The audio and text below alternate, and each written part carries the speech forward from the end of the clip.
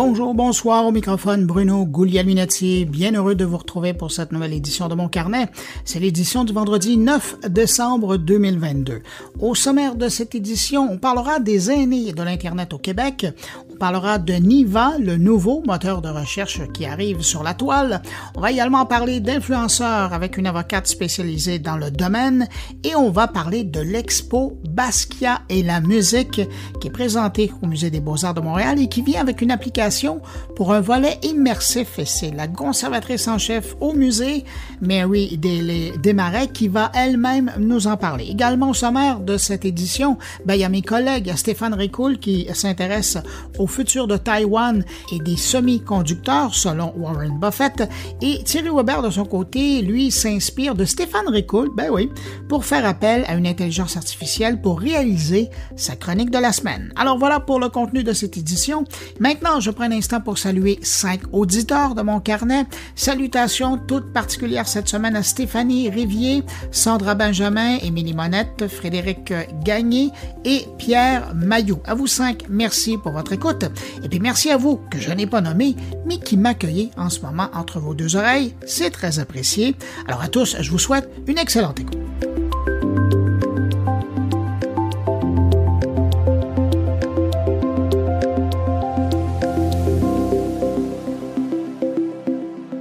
Bon, allez, on est en décembre, alors on peut commencer. Je vous parle de Noël, mais j'ai quand même une bonne raison.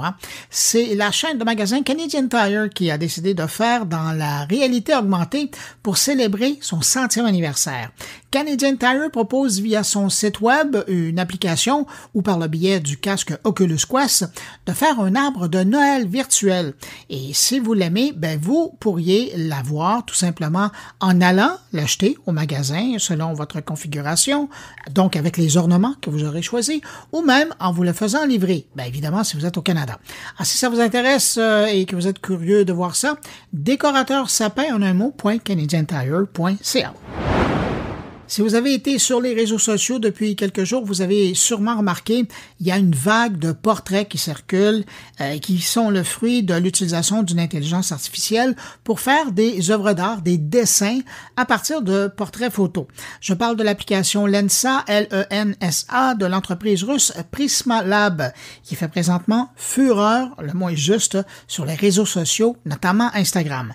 L'application, téléchargeable autant de Google Play Store que de l'App Store, est cette semaine au premier rang du palmarès des applications les plus téléchargées, toutes catégories confondues, autant sur Android que iOS, au Canada, mais également dans le monde. C'est presque 800 000 téléchargements juste pour une semaine et elle est disponible depuis quelques années. Alors imaginez, elle est répandue un peu partout.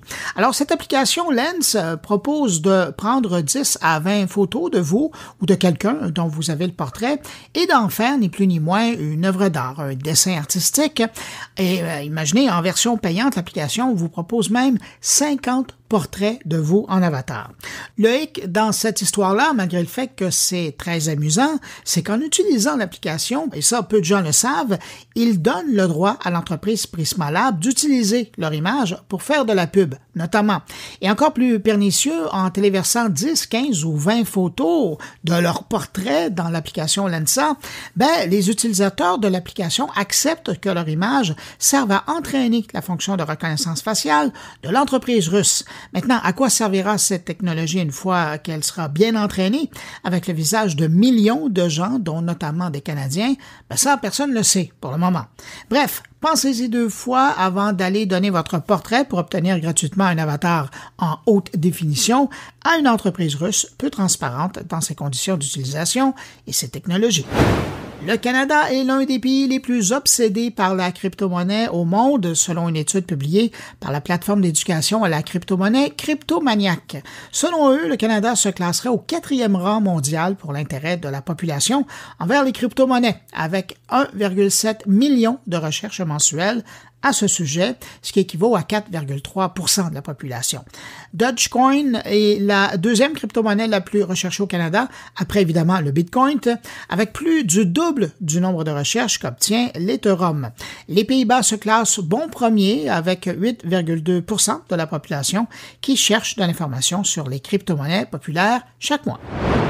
Et puis, je termine ce survol très rapide de l'actualité de la semaine. Google vient de publier son palmarès annuel des recherches des Canadiens et on y découvre ainsi leur intérêt durant l'année.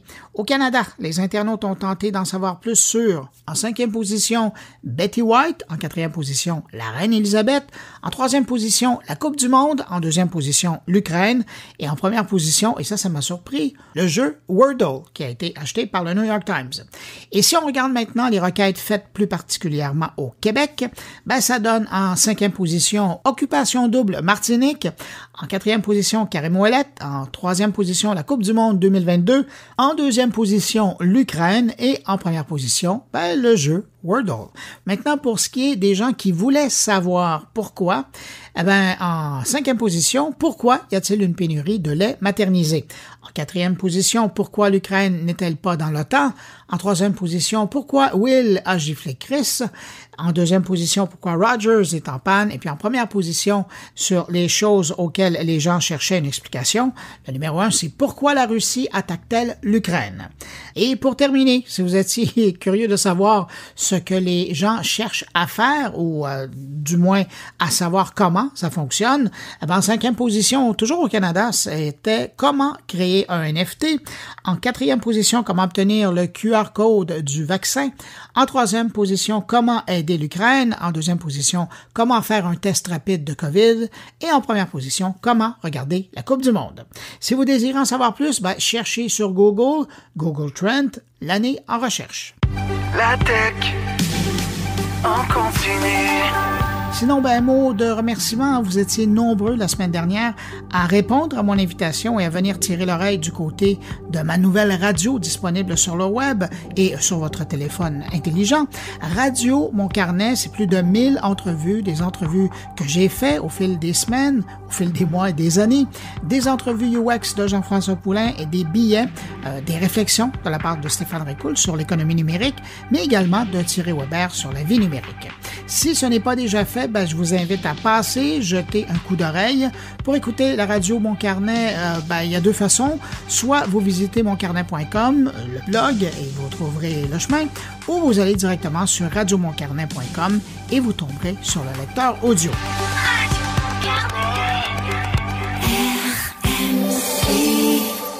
La semaine dernière, l'Académie de la transformation numérique de l'Université Laval à Québec a publié un fascicule sur l'utilisation du numérique par les aînés québécois.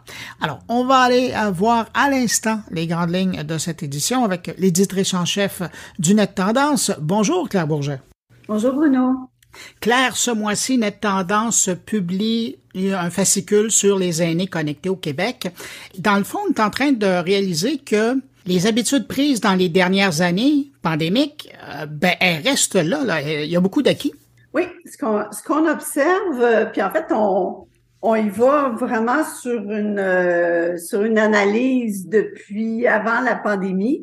Ce qu'on voit, c'est que il y a eu 2019, après ça 2020, 2021, il y a eu des croissances quand même assez importantes sur différents aspects liés à l'utilisation du numérique chez les aînés. Puis là, en 2022, par rapport à 2021, à peu près sur tout ce qu'on mesure, il y a un léger recul.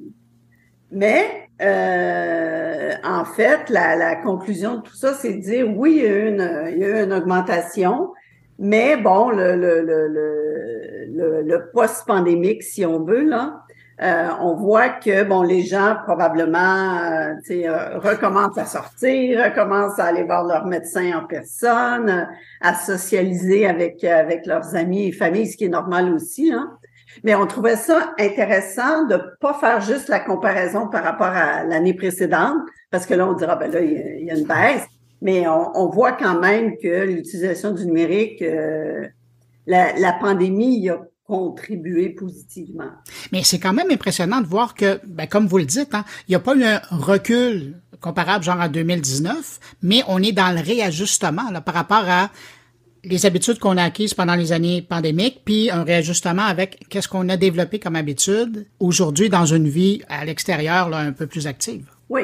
Mais tu sais, si on regarde, par exemple, sur des données très, très, très haut niveau comme connexion Internet à la maison. Il n'y a pas eu, ça n'a pas vraiment changé, là. Les gens se sont pas déconnectés, mais si je prends l'exemple les achats en ligne, on a vu qu'en 2022, le pourcentage a un petit peu diminué, mais c'est quand même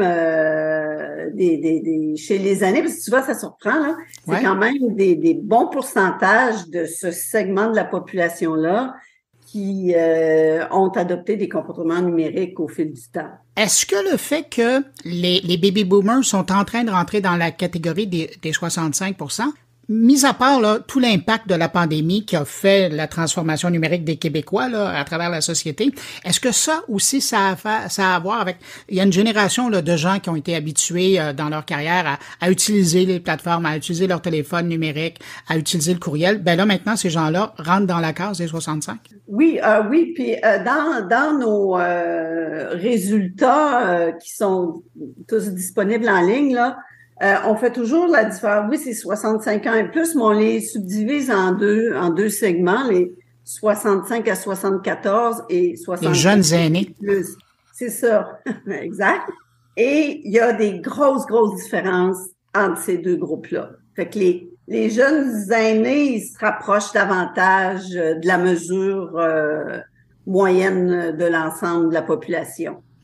Mais sachant que c'est une grosse partie de la population québécoise, c'est important de voir que ces gens-là demeurent connectés et utilisent les ressources qui sont là. Oui, puis ils utilisent quand même pas mal le numérique là, tant pour communiquer, pour leur santé, en fait tous les aspects qu'on évalue.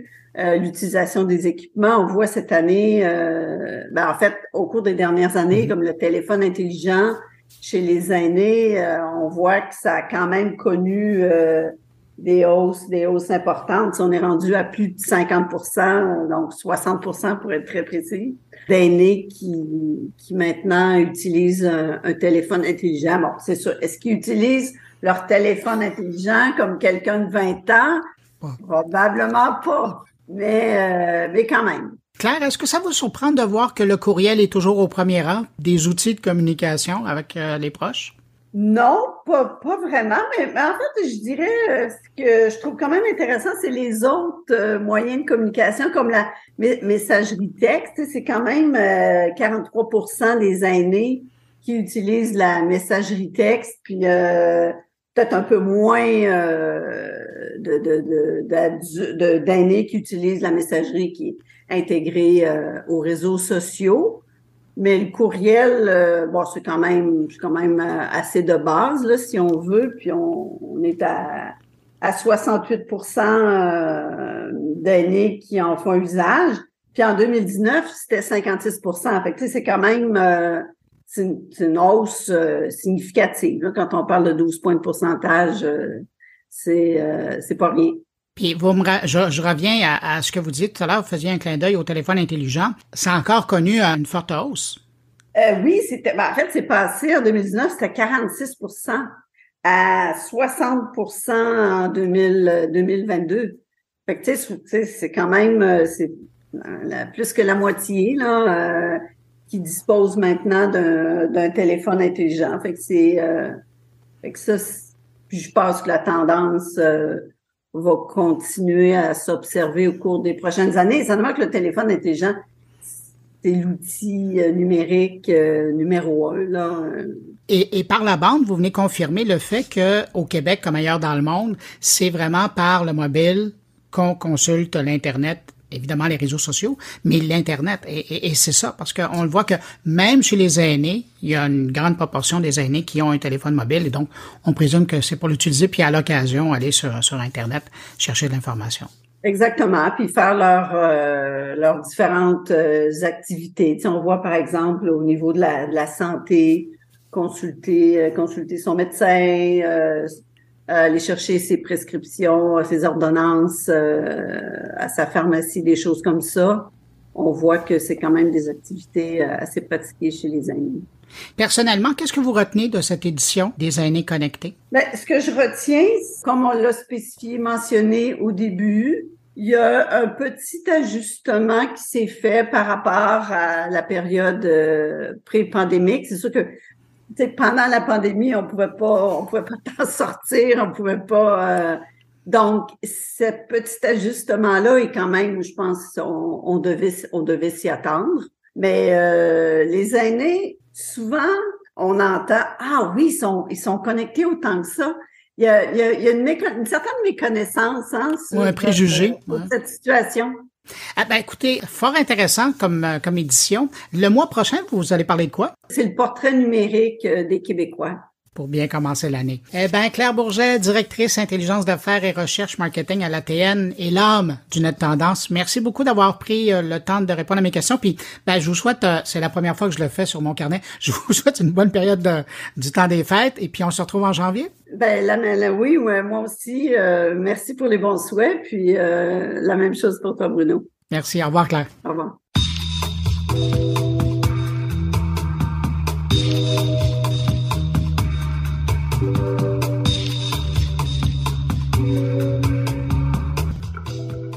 Cette semaine, un nouveau moteur de recherche vient d'apparaître dans la webosphère canadienne, Neeva. Neeva. C'est la création d'un ancien vice-président senior en charge de la pub et du commerce chez Google qui a décidé de faire un moteur de recherche à l'opposé de celui de Google, sans pub et sans traçage des usagers. Là, je vais faire une exception. J'ai jamais fait ça dans le cadre de mon carnet depuis septembre 2016 parce que je trouve les propos de Sridhar Ramaswamy vraiment intéressants. Je vous propose l'intégrale de ma rencontre en anglais avec lui. Ça dure exactement 10 minutes. Alors, soit vous l'écoutez en anglais, soit vous avancez le curseur de 10 minutes, vraiment top chrono, et on se retrouve tout de suite après pour la suite en français de mon carnet. Voici ma rencontre avec Sridhar Ramaswamy, le créateur du moteur de recherche Neeva. How would you describe Neeva? Neeva is a user-first search engine. I feel more and more that commercial search engines like Google have become products for advertisers, not users. And so we started Neeva with the goal of taking search back to its roots, creating a truly delightful product. And everything else flows from that. We are very privacy focused because we want that to be the baseline. We don't want you to worry when you use Neeva about what is going to happen to the data. We wanted it to be ads free because we wanted you to have conviction that only the best results were being shown. And then we also, because we're not the same, we also make it very easy for the search engine to be a lot more personalized. The news sources you prefer, the retailers that you prefer, other things that you can do to configure the search engine if you want, so that it is a better experience. But it basically starts from how do we make a search engine that is truly about the user and customer again. Neeva for now is a search engine. As you know, because you've been in that business for a long time, most of the services, most of the search engine are becoming something else after a couple of years. What's your plan about Neeva? Are you thinking about having a huge, big, successful Neeva search engine? Or Neeva is the first step of a suite of solution? Creating a search engine is a very hard problem. It's one of the most difficult products that is out there. So we feel like we want to be really, really good at it. And we want millions of customers and tens, if not hundreds of millions of users using the product. We are a freemium product, easy to try by going to neeva.com. In terms of other services, for our premium offering, we do work with partners to provide things like VPNs, a password manager. We're also working on a partnership for private mail. So we prefer to work that way right now because it is very hard. We are a 55-person company. It's very hard for us to do all of those things. And so we focus very much on this really important function called search, which is closely tied up with how the browser works. And then we work with partners for other essentials of the modern world. In 2023, is it still possible to compete against Google Search? It's a great question. And every startup founder, I am no exception, has a conviction about something that they want to create. Our vision is that if we went back to basics, if we focused on sort of the essence of the problem and used the latest and greatest in technologies, we'll be able to get a much better product. You've probably seen, for example, all the excitement around OpenAI and ChatGPT, which is an AI model that is beginning to give amazingly accurate answers to all kinds of problems. It has other issues like it doesn't know truth from false, and so we use that sort of a technology to create a much better search experience. We run completely in the cloud, so we are not buying machines. So we try to be smart about how it is that we create a search engine. But back when Google started, in 97, 98, remember a ton of search engines existed, Ask Jeeves, Alta Vista, and the list like Yahoo, the list went on and on. The question really then was, do we really need another search engine? So I appreciated that you're asking the question, but I think so much has changed about how the world operates that we think a fresh new take of the problem can produce, especially when combined with AI, can just produce stunningly new answers. In fact, I think there's going to be an explosion of interest driven by large language models in search engines. I read somewhere the Niva engine was kind of an anti-Google search engine. Is it because of your background? As I was mentioning when I presented you, that you were a senior VP at Google and you were in charge of engineering, but also at the end, I think your career over there, you were in charge of ads and commerce. So you must know one or two things about that approach. But having built something and positioning as an anti-Google, you're putting a lot of pressure on you. I worked at Google for many years. I have many, many, many close friends at Google. I love what it has done for humanity. But on the other hand, there is such a thing as one company getting too big and too dominant. I feel like the ad model in particular has made a lot of tech companies very exploitative. Meaning that the vast majority of the value that they create is reserved for themselves and for their shareholders, rather than the broader users and public that are using these services. Having said all that, Niva at its core is about taking a daily use function like search and creating a much better product for you. We want you to smile when you see this amazing experience when you use Niva. So Niva is much more about let's create a useful product than negative things like being an anti-Google.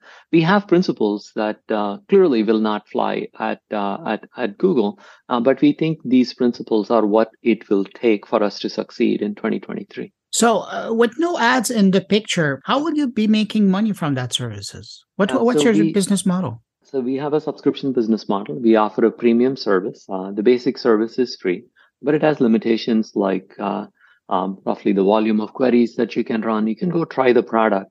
But daily users of the search engine, people that run tens of queries a day, etc., we have them subscribe to a premium plan, which not only includes search, but also has things like connectors to other applications, so you can search both over Dropbox as well as the public web, all within the same search box. You get a lot more functionality, and then in partnership with partners like Dashlane, we offer things like a password manager as well as a VPN as part of the premium package. So we are your classic freemium model. The base product is free to try and experience for yourself.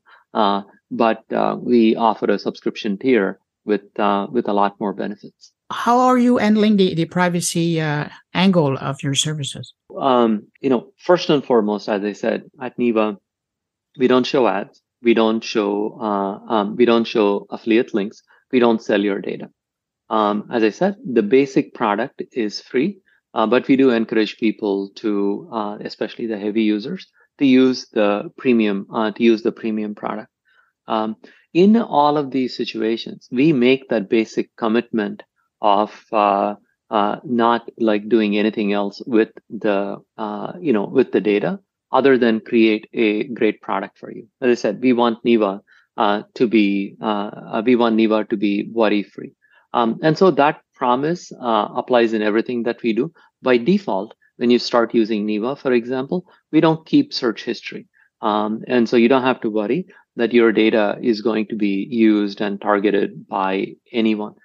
Similarly, the extension and the browser that we make on iOS and Android not only does no tracking of your search history, but it prevents other sites from tracking your browsing history. So Neeva's focus on privacy applies throughout in all of the areas that we're doing. And then when it comes to partnerships, we try to be very careful and work only with reputable partners who will take as good care of customer data as we do. These days, you are announcing your arrival in Canada. Is it because you're localizing the experience? That's correct. We announced that we were available in UK, France, and Germany a few weeks ago. And then we did spectacularly well, 10 times as well in Europe as we had done in the US. And that basically taught us that other countries, including Canada, care a lot more about privacy, care a lot more about non-Google products than in the US.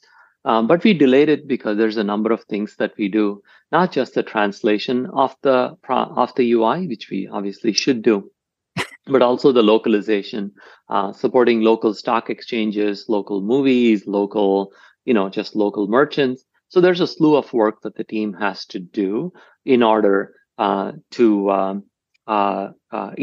truly be a compelling product within a new area. That's what we are in the process of doing, and that's why we are excited to be in Canada. Well, Sridhar Ramaswamy, thanks for being on my carnet, and I wish you the best of luck with Neeva. It's really bold, but it's really interesting to have a new alternative in the world of web search. Thank you, Bruno. This is a daily use function, and we are excited at being this choice. We are one of really beyond Google and Neeva.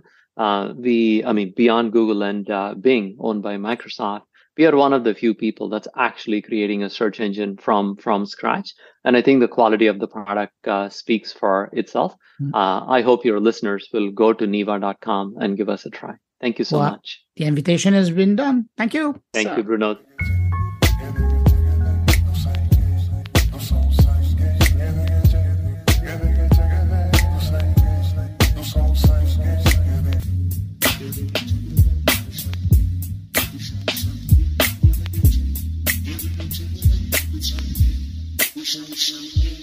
La semaine dernière, la presse a fait un dossier sur les vrais influenceurs. On imagine par opposition aux faux influenceurs.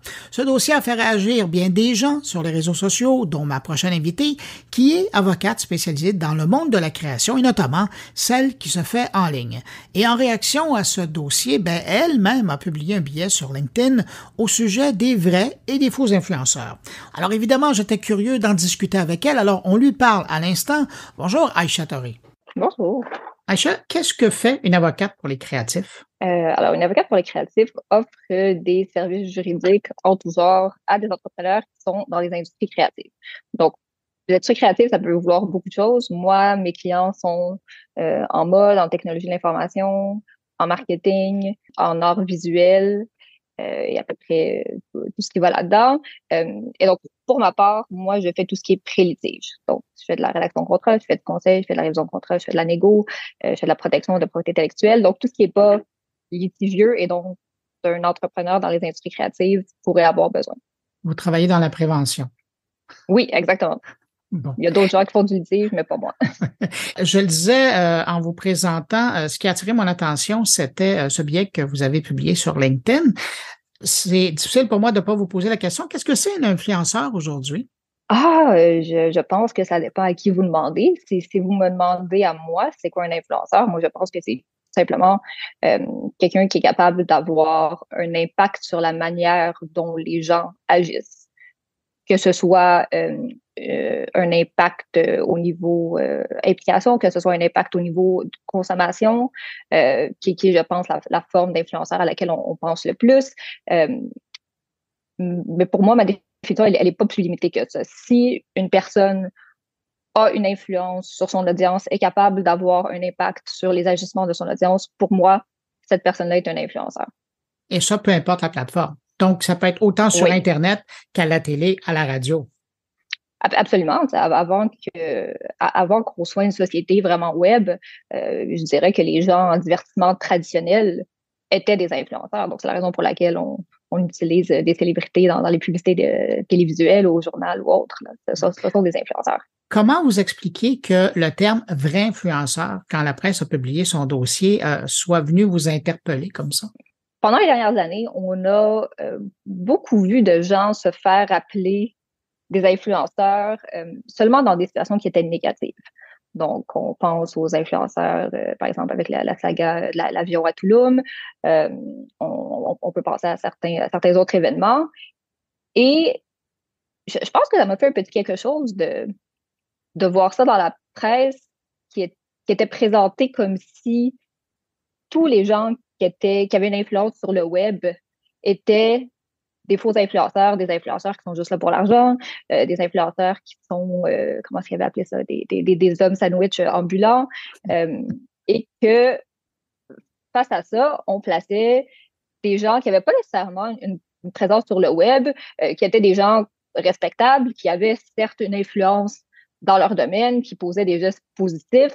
J'ai trouvé ça un petit peu choquant de voir cette mise en opposition-là.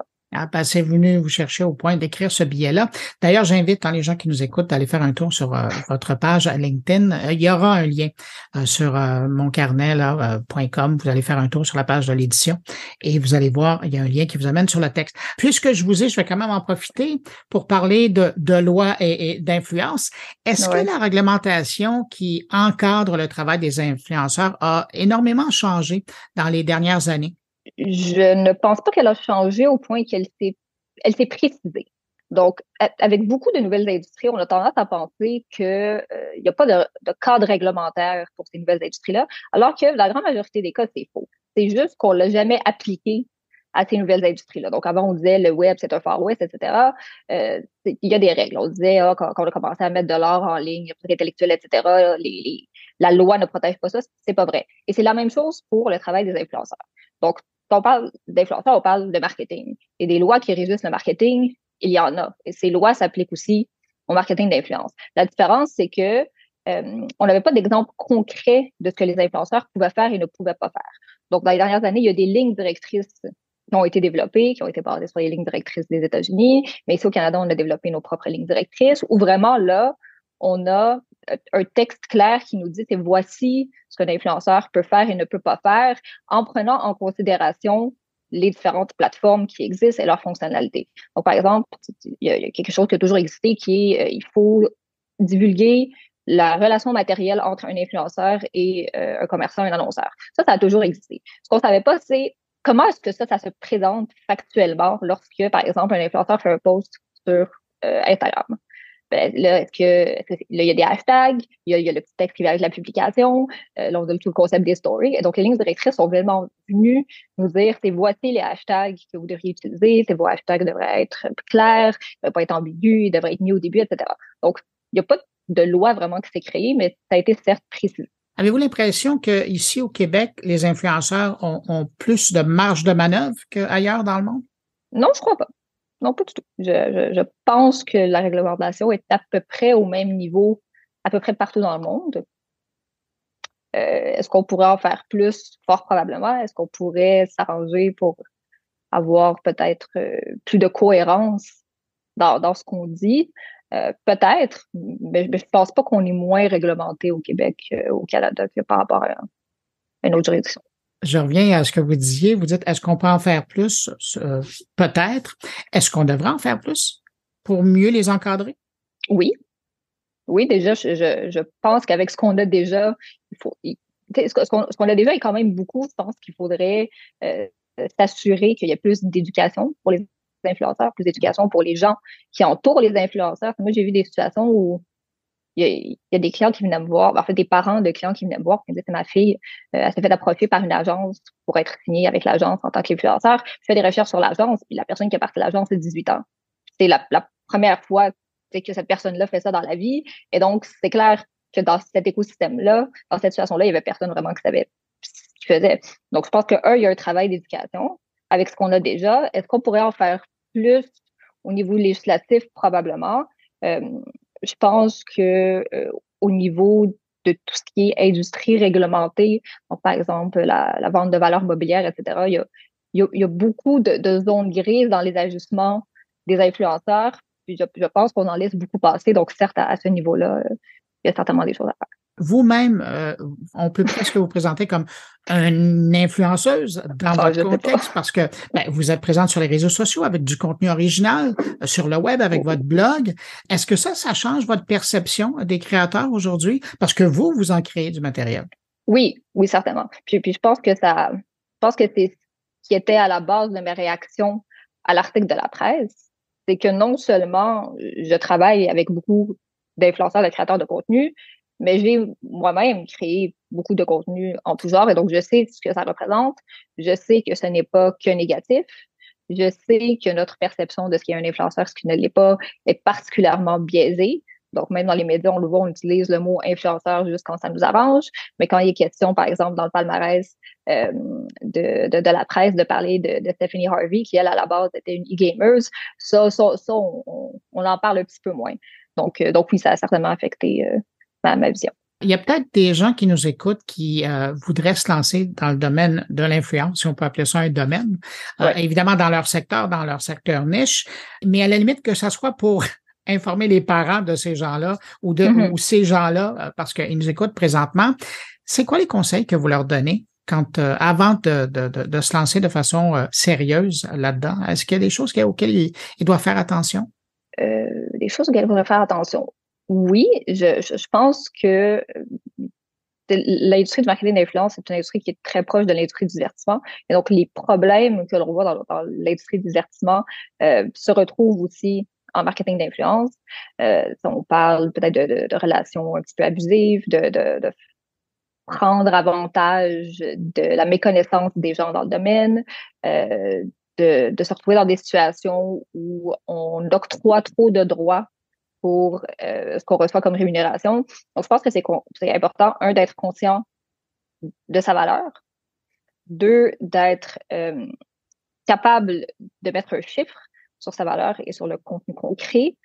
Ensuite, de s'entourer de gens, non seulement de confiance, mais de gens impartiaux. Puis ça, c'est un conseil que je donne aussi dans l'industrie du divertissement parce que, bon, oui, il y a des agents, oui, on peut avoir plein de conseillers, puis c'est vraiment important d'être encadré, mais je pense que c'est aussi important d'être encadré et d'être soutenu par des gens qui n'ont pas d'avantage pécunier qui est directement lié au fait d'être un influenceur. Donc, moi j'aime bien l'exemple de l'avocat, tout simplement parce que moi, souvent, ce que je dis à mes clients, c'est moi, vous m'écoutez pas, je suis payée quand même. J'ai pas d'avantage à vous mentir. Je ferai pas plus d'argent si vous en faites plus. Je ferai pas plus d'argent si vous prenez le deal ou vous le faites pas. Moi, je suis payée pour mon conseil, puis mes négos, puis après ça, vous faites ce que vous voulez. Je pense que c'est important, dans certaines situations qui sont peut-être plus difficiles, d'avoir ce genre de personnes-là qui ont vraiment aucun intérêt financier dans ce que vous faites parce que ça va vous aider à prendre des décisions beaucoup plus éclairées et être capable de faire la part des choses. Donc ça serait mes conseils. Donc, être conscient de sa valeur, être capable de mettre un chiffre dessus, s'entourer de différents conseillers et aussi penser à long terme. Parce que souvent, on signe des ententes, puis on dit « OK, oui, je te donne mes droits sur ci, je te donne mes droits sur ça », puis on ne pense jamais au futur. On donne des exclusivités sans s'en rendre compte parce qu'on est content puis on ne veut pas négocier. Puis là, comme ça, 3 mois plus tard, il y a quelqu'un qui vient nous voir, on ne peut pas signer le deal parce qu'on a déjà signé une clause d'exclusivité. Donc, d'essayer de penser un peu long terme et de ne pas croire que c'est mal de négocier. Ça, c'est quelque chose qui est propre vraiment à toutes les industries créatives. Les gens ont tendance à hésiter à négocier parce qu'ils ont peur de passer pour des gens trop difficiles, ils ont peur que l'entreprise dise « moi, je vais juste aller voir quelqu'un d'autre si t'es pas content ». C'est correct en affaire de négocier si c'est pas mal vu. Puis si vraiment la personne en face de vous a une réaction négative à la négociation, c'est que c'est peut-être pas la personne avec laquelle vous devriez faire affaire.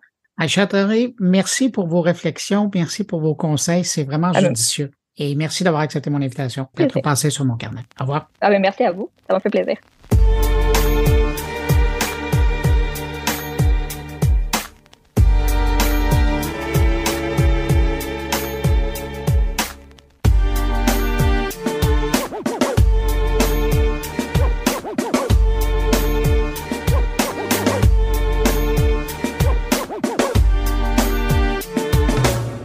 On parle d'art maintenant, alors que depuis octobre, le Musée des Beaux-Arts de Montréal propose l'exposition à plein volume Basquiat et la musique sur l'œuvre de Jean-Michel Basquiat, qui est considéré comme un des artistes les plus novateurs de la seconde moitié du 20e siècle.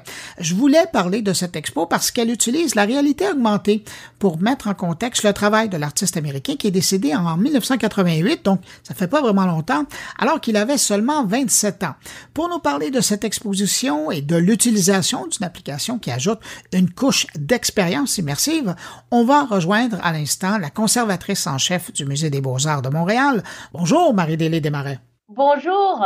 Pourquoi vous avez décidé de proposer une expérience immersive pour cette exposition de Basquiat? Basquiat est un artiste extrêmement complexe. Il a une imagination sans borne.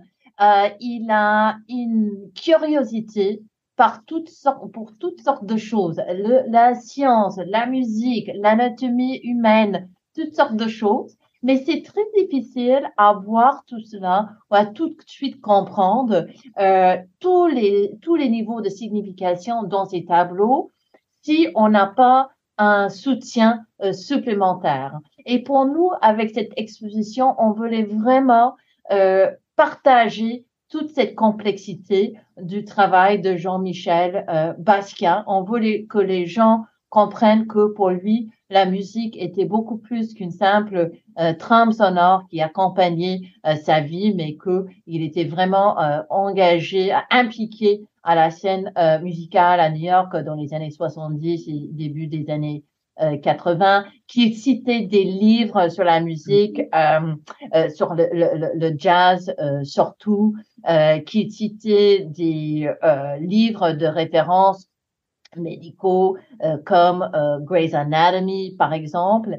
Et soit on écrit un cartel de 300 mots, ce qui est vraiment trop lent et ennuyant pour les visiteurs, soit il fallait trouver une solution pour partager ces informations pour que les visiteurs puissent apprécier toute la complexité de cet artiste. Donc, c'était en vue de cette partage d'informations sur le travail de l'artiste qu'on a développé cette application. Est-ce qu'on peut dire aussi que ça va dans le sens de l'artiste lui-même? Parce qu'il était quand même jeune, à 27 ans, quand il est décédé en 88. On peut penser qu'aujourd'hui, s'il était vivant, probablement qu'il aurait intégré dans ses œuvres quelque chose de moderne comme ça. Mais c'est tout à fait vrai que Basquiat était très, comme je vous l'ai dit, très curieux, mais très novateur dans sa façon de travailler. Il était très pour l'expérimentation. Il travaillait avec les matières qu'il a trouvées sur la rue, par exemple. Il expérimentait beaucoup avec les musiques. Je mets instruments entre guillemets parce qu'il a pris, par exemple, les guitares où les cordes ne sont pas attachées. Il les a jouées avec une barre de métal. Il a pris une machine dessinée par Peter Arton qu'on a d'ailleurs fait reconstruire pour l'exposition, mais c'est comme un chariot qu'on trouve au supermarché avec une moteur qui fait un bruit qui peut causer des crises cardiaques. Donc oui, tout à fait, il était très intéressé par des nouvelles technologies et il était très animé par un esprit d'improvisation, d'expérimentation. Mais c'était aussi, cela dit, quelqu'un qui était très sérieux au sujet de sa pratique en peinture. Donc, moi, je suis pas tout à fait certaine que lui-même, il aurait voulu que l'expérience de ses œuvres devienne complètement virtuelle. C'est pour cette raison aussi que on voulait pas bombarder les œuvres ou imposer sur les œuvres avec beaucoup de vidéos, trop de matière explicative. On voulait vraiment donner cette expérience de l'application comme option d'avoir plus d'informations, mais c'est pas quelque chose sur lequel l'exposition dépend. Oui, puis vous le disiez dans votre première réponse, on sent que l'application est développée pour mettre en contexte son travail et non pas pour recréer quelque chose. Tout à fait. On voulait montrer, par exemple, il y a le tableau qui ouvre l'exposition qui s'appelle Sheriff. C'est un tableau qui date assez tôt dans sa carrière, début des années 80, et c'est un tableau qui était pendant plusieurs mois exposé dans le club 57, où Basquiat a passé beaucoup de temps. Et donc, l'application permet aux visiteurs de voir l'œuvre en situ. Donc, ça, c'est super intéressant. On peut aussi, dans d'autres exemples, il y a un tableau très important qui a été exposé dans une des expositions la plus importante de Basquiat. Ça s'appelle New York New Wave, ou ça s'appelait New York New Wave en 1981. C'est vraiment dans cette exposition que Basquiat a reconnu beaucoup de succès critiques. Et donc, on voulait partager toute la liste des artistes qui ont aussi participé à cette exposition parce que Basquiat travaillait à une période où il y avait un croisement des différents arts vraiment s'emparer. Et donc, à cette exposition, il y avait non seulement les peintres comme Basquiat ou les artistes classiques dans le sens classique du terme, mais il y avait aussi des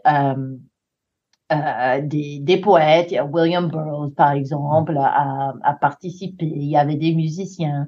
Et tout cela, c'est juste trop pour dire par écrit, mais on peut le voir ou expérimenter à travers l'application.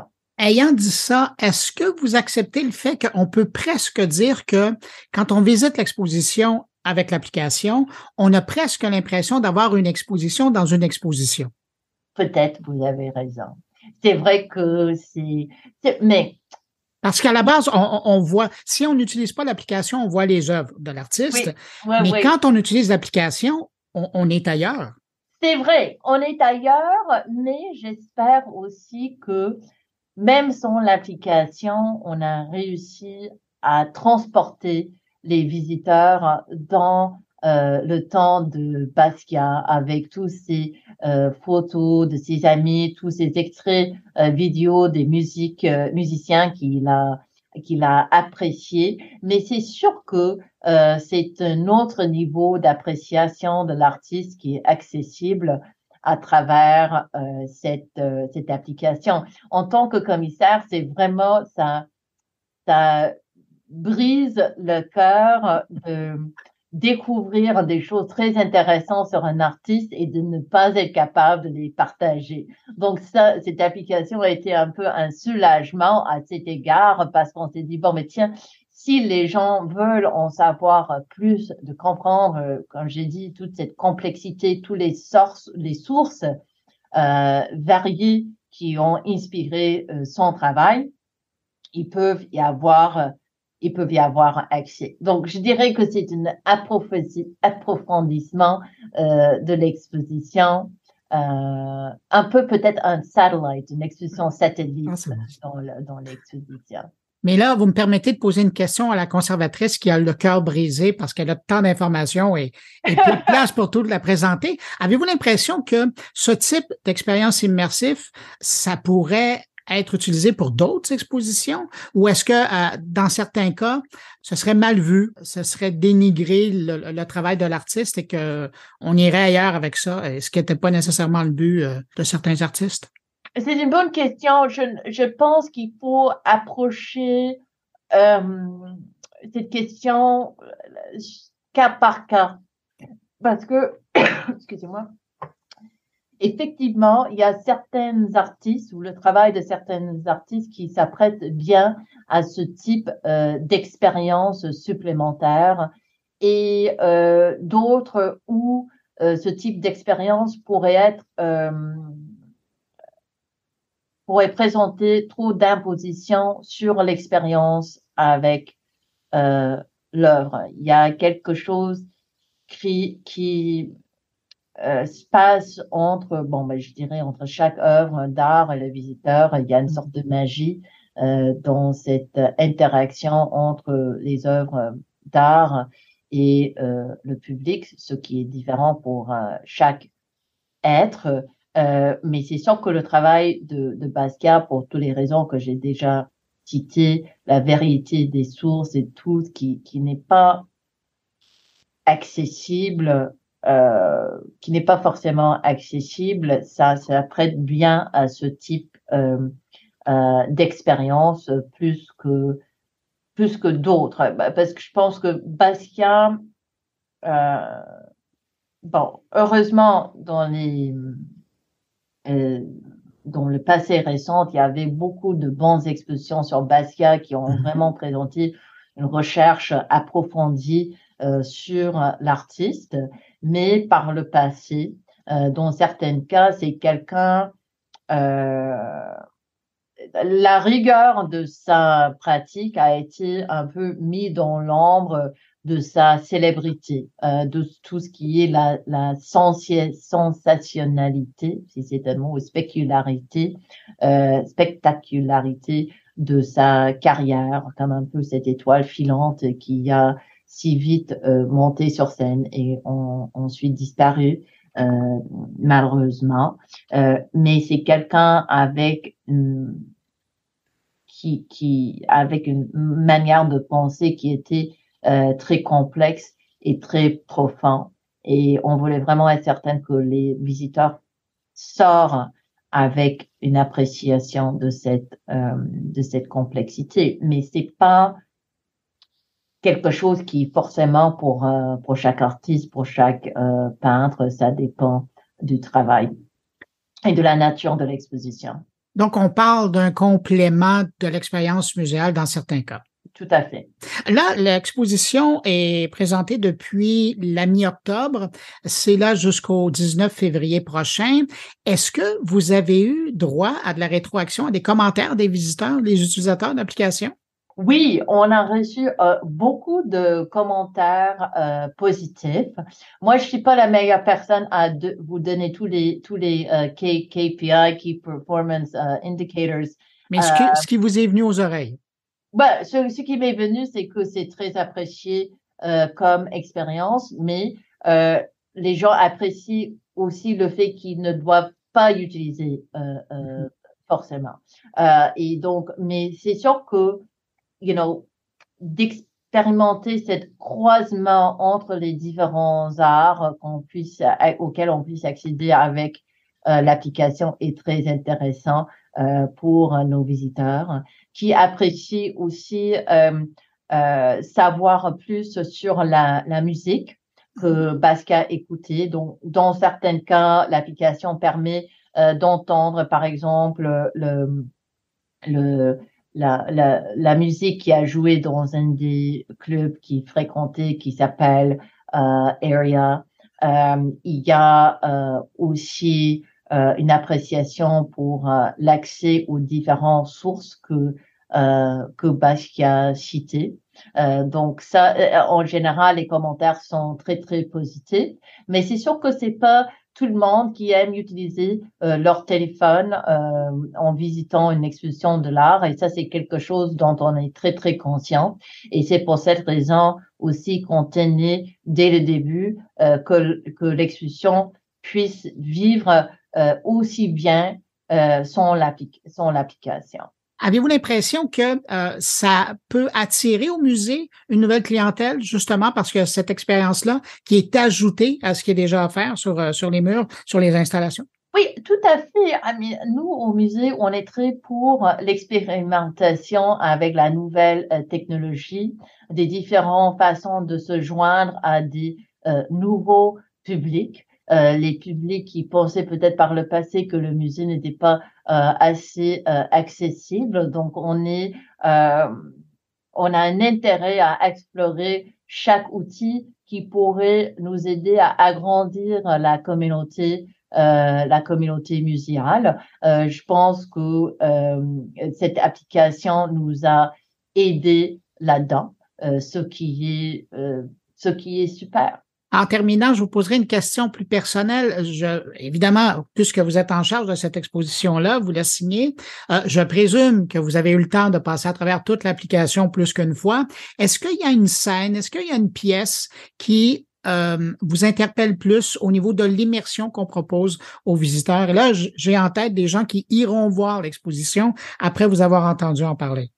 Oh mon Dieu, c'est un peu comme choisir Moi, c'est le choix de Sophie, je le sais. Ton enfant préparé.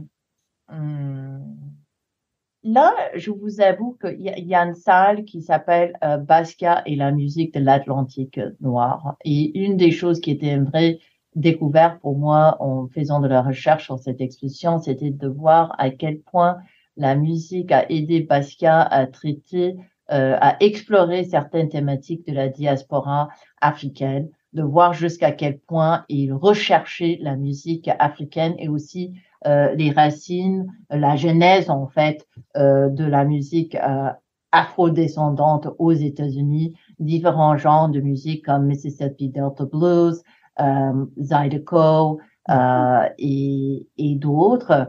Et même si je vous dis en secret, peut-être je ne dois pas le dire en public, mais c'est la vérité, cette salle m'inquiétait beaucoup jusqu'à la dernière minute. On était Pourquoi? Parce que jusqu'à la dernière minute, on n'était pas trop certaine d'avoir tous les prêts qu'on voulait. On savait pas comment ça allait marcher. C'est sûr que chaque fois, on peut très bien planifier des choses sur papier, mais à chaque fois qu'on ouvre les caisses, ça change complètement la donne.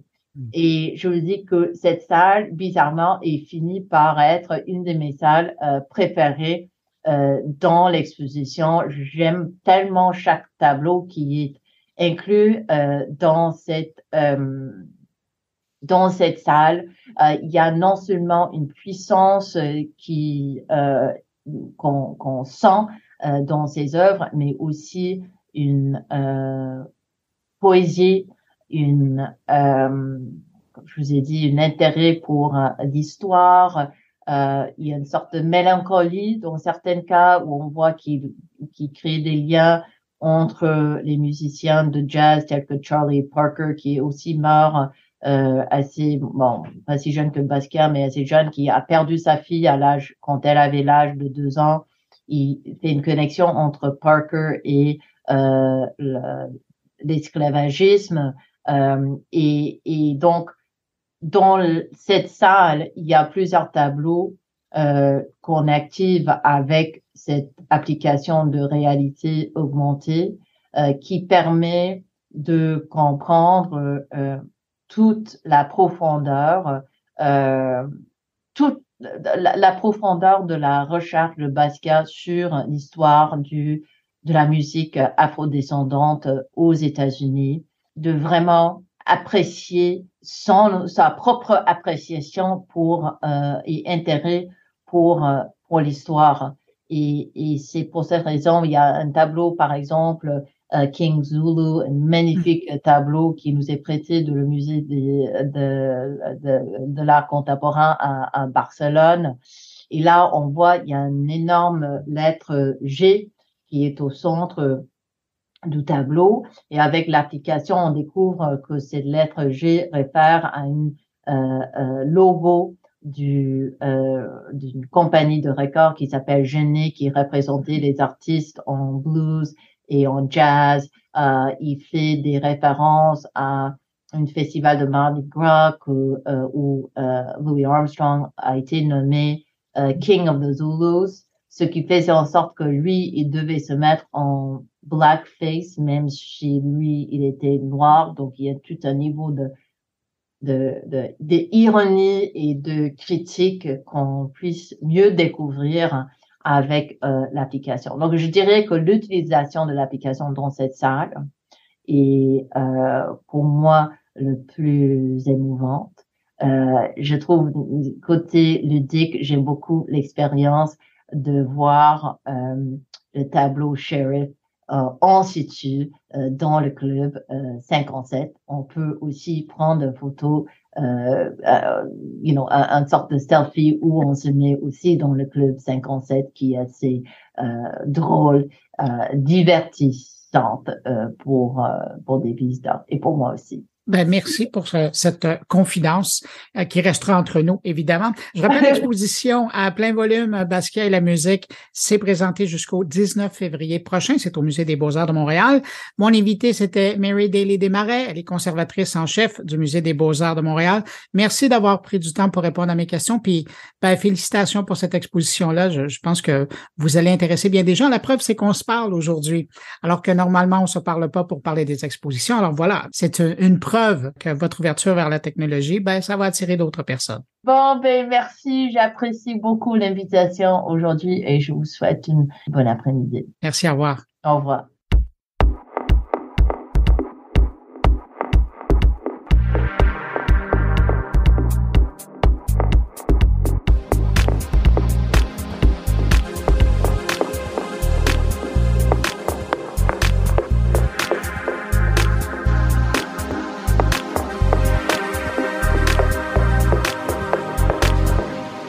Place maintenant à mes collègues et on commence avec Thierry Weber qui s'est inspiré de l'expérience de Stéphane Ricoul qui a récemment fait écrire un de ses billets d'opinion par une intelligence artificielle pour nous présenter cette chronique. Bonjour Bruno, bonjour les auditeurs de mon carnet. Après la tentative réussie de Stéphane Ricoul de confier à une intelligence artificielle la rédaction de son billet pour mon carnet, l'idée m'a trotté dans l'esprit de faire pareil, mais sur un autre plan.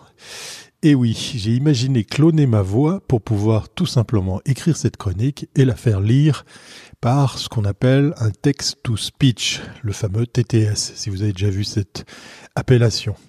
Alors je vous rassure, c'est ma voix, c'est ma vraie voix que vous entendez et c'est moi qui la pilote puisqu'effectivement je n'ai pas trouvé de technologie pour pouvoir faire cet exercice et du coup je partage avec vous le point de la situation où on en est avec le text-to-speech, l'IA vocale, le clonage par voix de synthèse.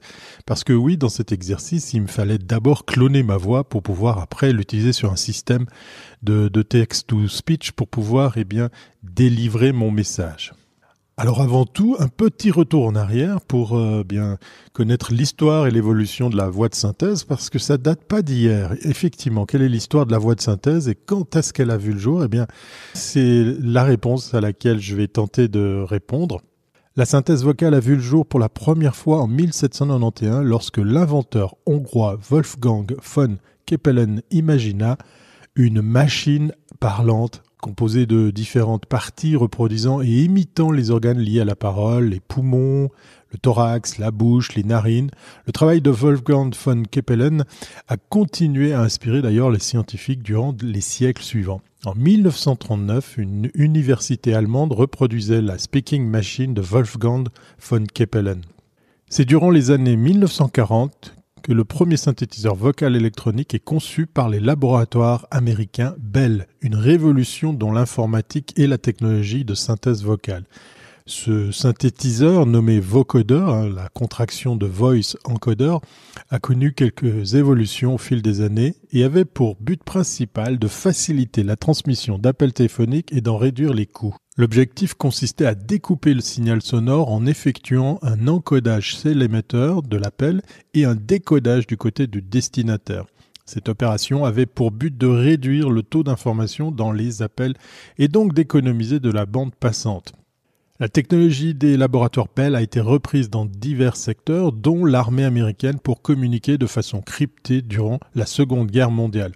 Les effets audio robotiques du vocoder ont été à la base musicale de nombreux tubes mondialement connus comme ceux du groupe, par exemple, de musique électronique, les Daft Punk. Alors revenons sur le TTS, la transformation de contenu écrit en audio et dicté par les voix de synthèse.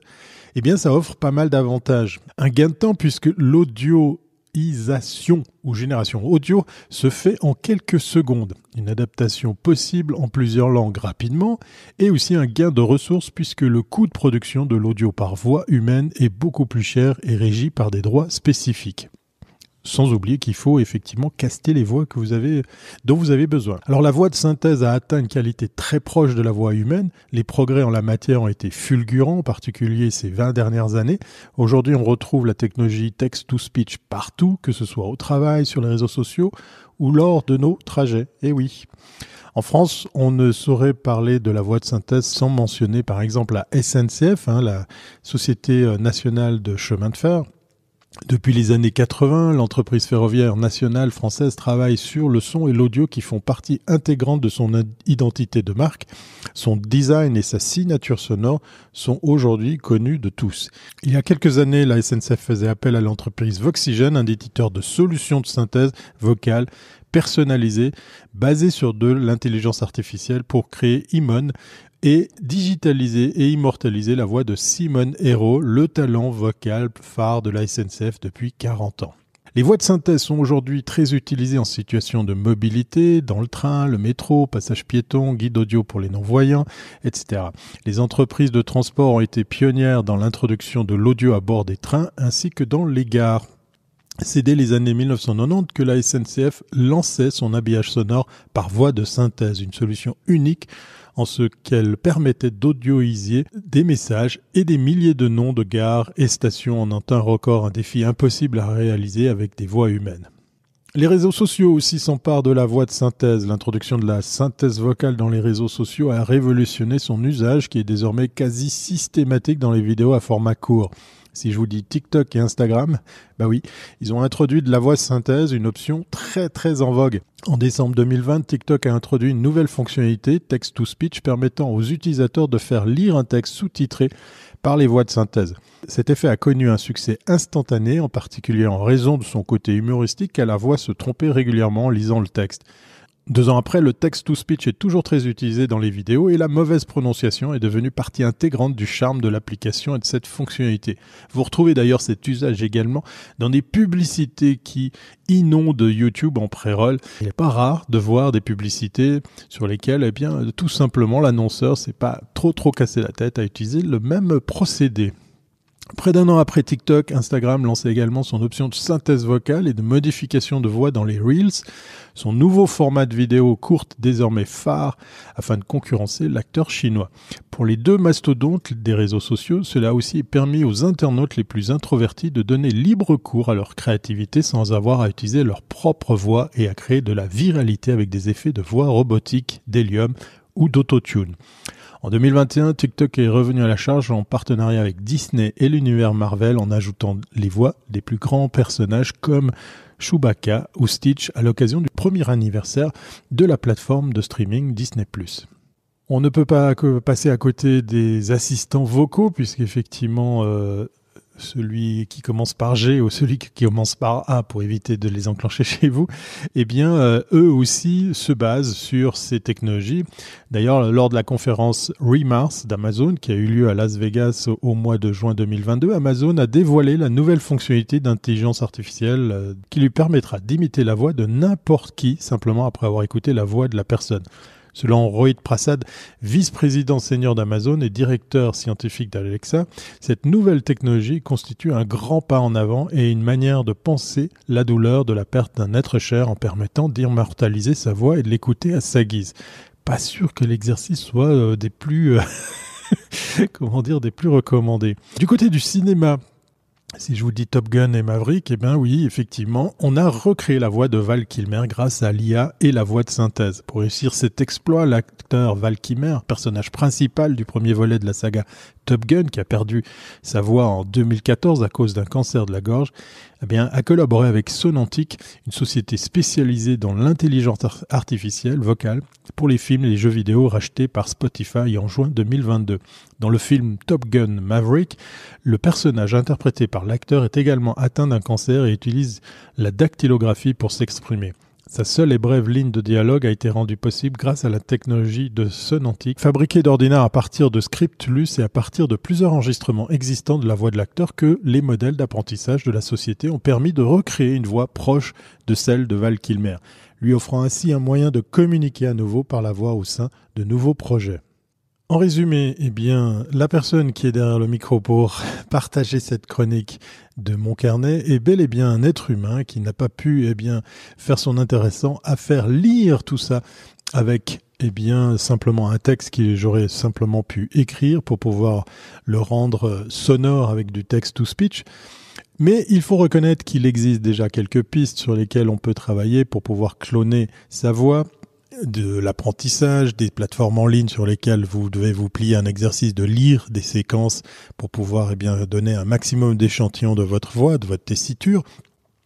Malheureusement, la plupart de ces outils proposés en ligne gratuitement ou contre abonnement, eh bien, fonctionnent principalement en anglais. Voilà. Donc, je me suis plié à l'exercice de vous la faire à l'ancienne. Quant à moi, eh bien, je vais vous souhaiter, avec ma vraie voix, une bonne journée, une bonne soirée, c'est selon. Portez-vous bien et à très bientôt si c'est pas avant.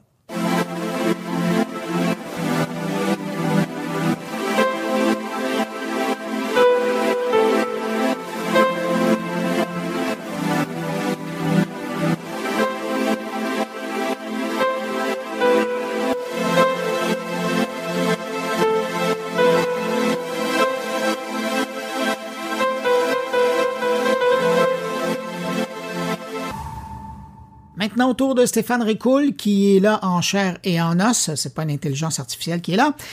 Et cette semaine, Stéphane s'intéresse à Warren Buffett, qui vient de nous révéler que le risque que la Chine attaque Taïwan est très faible et qu'il en est de même pour une réunification entre les deux parties, donc la Chine et Taïwan. Bref, les semi-conducteurs ont un bel avenir encore dans ce coin-là du monde, selon Warren Buffett.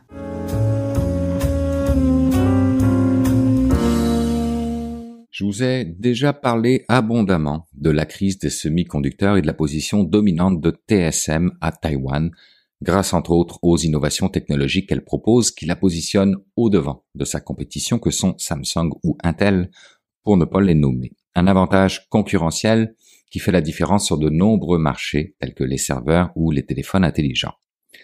C'est aussi un cercle vertueux pour TSM, qui, en étant à la fine pointe des procédés de fabrication de semi-conducteurs, lui procure un avantage technologique indéniable qu'elle transfère vers ses clients, qui deviennent forcément plus enclins à confier à TSM leurs demandes en semi-conducteurs. Et avec ce volume vient le pouvoir de fixation des tarifs sur le marché et un contrôle sur les marges bénéficiaires qui deviennent de plus en plus élevées. Et qui dit profit élevé, dit investissement plus important en recherche et développement que n'importe lequel des concurrents, perpétuant ainsi son avantage concurrentiel. La boucle est donc bouclée. Mais vous savez quoi? Afin d'être indétrônable, c'est une double boucle qui est faite. Et cette double boucle est l'œuvre des États-Unis, qui en interdisant la vente d'équipements semi-conducteurs avancés aux fonderies chinoises, renforce la position dominante de TSM en repoussant pour quelques années probablement toute éventuelle concurrence chinoise en regard à la volonté d'autonomie numérique de ce pays totalitaire. Un petit coup de pouce pour TSM qui ne fait certainement pas de mal. Tout cela met TSM dans une position unique et intéressante en regard aux pressions des marchés financiers sur les fondeurs de semi-conducteurs. Car oui, il y a un cycle négatif réel dans ce domaine. Mais encore une fois, TSM est plutôt isolé, car il existe une demande excédentaire pour ces processus de pointe plus chers, ce qui devrait leur suffire pour mieux s'en sortir en 2023 que les autres. Ce qui n'a pas échappé à Warren Buffett, puisque TSM est devenu disponible à un peu plus de 10 fois ses bénéfices. Et c'est là que cela devient intéressant, car il y a un double message envoyé par Warren Buffett. Celui de l'investissement profitable, et un deuxième message, ou plutôt un angle mort, expliqué par Paulo Santos, analyste et expert en trading algorithmique, ayant travaillé pour des institutions côté courtage et côté gestion de fonds, qui cumulent 20 ans d'expérience et qui surtout aiment développer des idées exploitables en temps réel basées sur l'évaluation et les catalyseurs présents dans les marchés financiers. Cet angle mort, c'est celui qu'il appelle l'angle tacite. Je vous le résume ici. La capacité de production actuelle de TSM se trouve à Taïwan à hauteur de 89% ou en Chine à hauteur de 7%. Ça représente donc 96% de leur production totale. Même si TSM investit dans certaines usines ailleurs dans le monde, notamment aux États-Unis, cette réalité ne changera pas à moyen terme puisque TSM continue également d'investir dans de nouvelles capacités de production à Taïwan même. Maintenant, géopolitiquement, on le sait, la Chine souhaite qu'il n'y ait qu'une seule Chine et que cette réunification avec Taïwan sera pacifique ou par la force s'il le fallait. Une position qui refroidit fortement les investisseurs, surtout après les événements russo-ukrainiens, laissant croire que la Chine pourrait être sur le point de tenter une telle réunification par la force.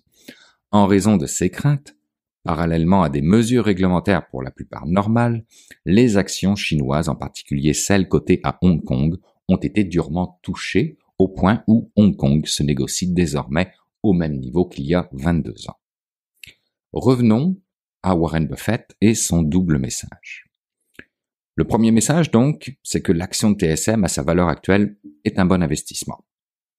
Le second message, c'est qu'étant donné que tout événement, tel qu'une guerre entre la Chine et Taïwan, compromettrait la capacité de production de TSM, notamment parce qu'elle serait soit détruite par la Chine, soit par Taïwan lui-même, et qu'elle ne serait de toute façon pas utilisable sans les personnes ayant les connaissances et la motivation nécessaires pour faire fonctionner le tout. Un pari sur TSM équivaut donc à un pari que le risque que la Chine attaque Taïwan n'est finalement pas si important. Warren Buffett aurait-il eu connaissance de quelque chose que le reste du monde ne sait pas?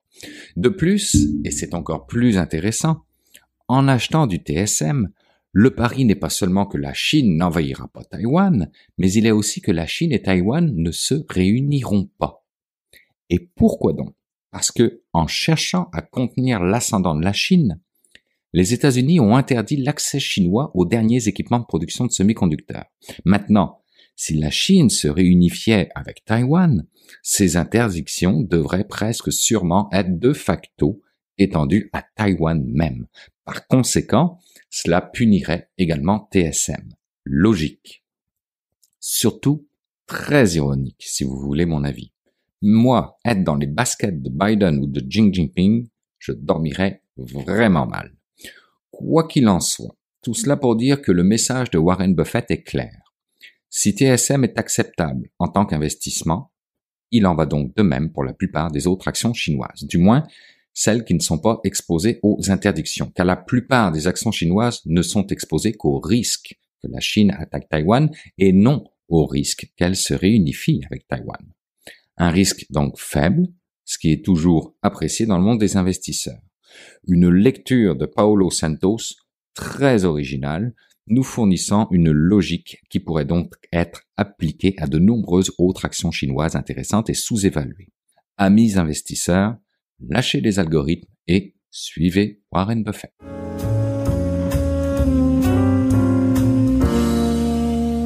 Ben voilà, c'est ainsi que se termine cette édition de Mon Carnet. Merci à mes invités, merci à Thierry Weber et Stéphane Ricoul d'avoir été là cette semaine.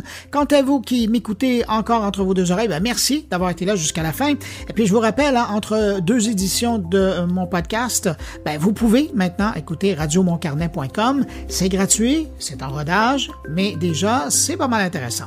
Allez, on se retrouve la semaine prochaine pour une nouvelle édition de Mon Carnet. Je vous dis au revoir et surtout, portez-vous bien.